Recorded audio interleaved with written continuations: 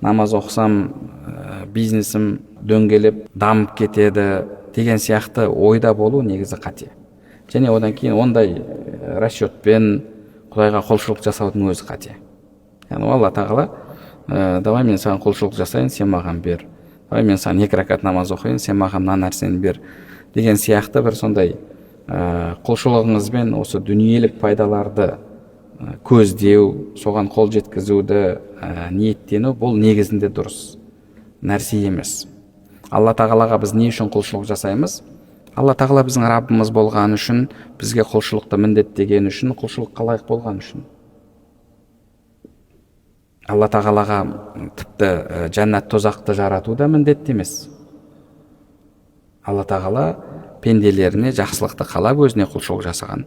Оларға сый болсын деп жәннатты жаратты. Ал бірақ жәннатты жаратпастан маған құлшылық жасаңдар десе, сізді осы дүниеге жаратып, Алла тағала маған не бересің, жәннат жоқ, не үшін мен саған құлшылық жасаймын дейсіз бе? Жоқ, олай емес. Алла тағала сіздің Раббыңыз, құлшылыққа лайық болды, сіз құлшылық жасауға міндеттісіз. Демек, ниет осылай болуы керек. Алла тағала мені осы дүниеге құлшылық ету үшін жаратты, мен Алла тағала құлшылық жасауға міндеттімін.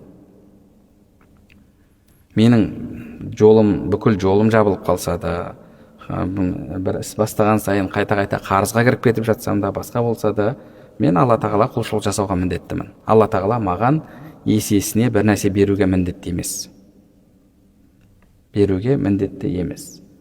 Оның артында қандай хикметтер жатыр, бір Алла біледі. Қандай хикметтер жатқанын бір Алла біледі.